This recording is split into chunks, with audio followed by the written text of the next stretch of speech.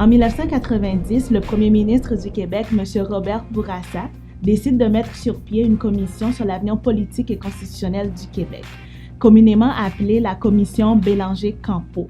Le rapport a été déposé le 27 mars 1991.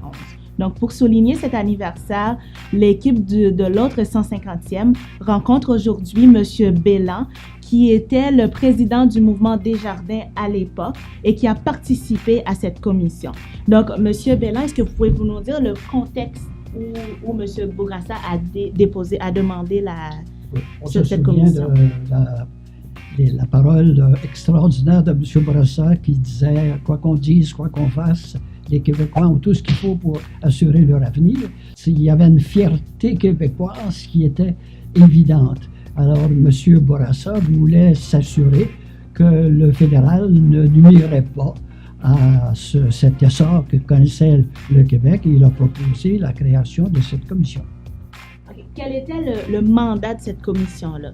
C'était d'écrire un nouveau statut constitutionnel pour le Québec, celui qui assurerait le mieux sa pérennité, en disant ça pourrait être la souveraineté ou encore un fédéralisme renouvelé. Donc, ce rapport a été déposé, je suppose qu'il y a eu des recommandations. Quelles étaient ces recommandations, les principales recommandations? Les principales recommandations, c'était tenir un référendum dans les meilleurs délais et ensuite passer une loi québécoise dans laquelle on indiquerait ce que le Québec désire avoir si on maintient un fédéralisme renouvelé, de façon à ce que ça soit non seulement dans la Constitution canadienne, mais dans une loi québécoise.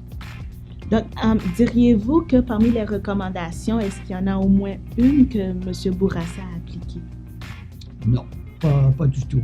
Quand est arrivé le temps de l'adoption du rapport final, il y a eu une surprise pas très agréable. On s'est fait dire non, on ne peut pas adopter le rapport immédiatement, il y a des choses à changer. Et finalement, oui, ça a été changé, ce qui a fait que les autres commissaires ont dit nous, dans ce cas-là, on veut mettre nos opinions. Et ça fait un rapport où il y a une vingtaine d'amendements. Aucun de ces amendements et le rapport global n'ont été utiles ou appliqués. Vous aviez parlé des commissaires qui étaient présents, qui ont participé à cette commission. C'était qui exactement? Est-ce que c'était des fédéralistes, des souverainistes? Non, il y avait un très bon équilibre. Il y avait des représentants même du gouvernement fédéral. Il y avait les représentants du Parti québécois, les représentants du Parti libéral québécois, évidemment, mais aussi le monde des affaires.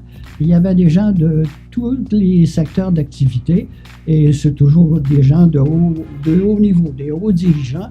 Non, l'équipe était formidable, des gens qui étaient capables de déceler un projet pour le Québec de l'avenir. Donc, puisque aucune recommandation a été appliquée par M. Bourassa, par son gouvernement, diriez-vous que cette commission a été un échec? Elle n'a pas été utile. Elle a même nui, parce qu'elle a été nuisible, parce que les gens étaient vraiment convaincus. Quand on lit le rapport puis on lit les statistiques, c'est incroyable de voir comment la grande majorité des gens disaient « ça ne peut pas continuer ainsi ». Il faut qu'on prenne notre place dans le Canada ou qu'on devienne un pays souverain. Mais il faut le faire.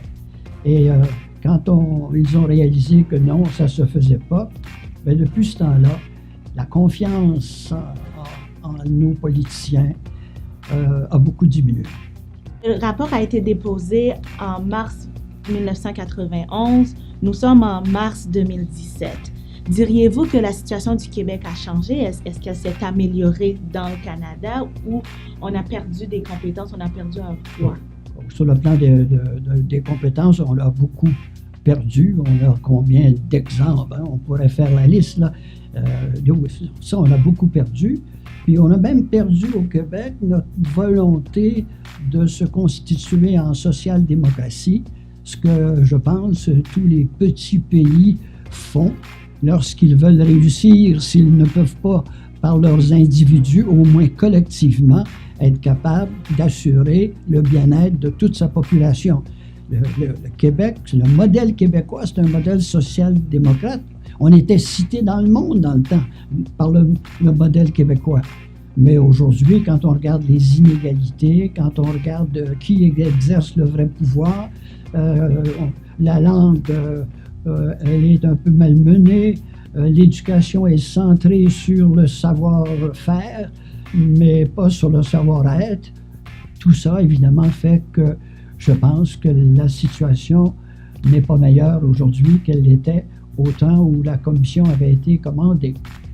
Merci, M. Belland, de nous avoir parlé de cette commission-là.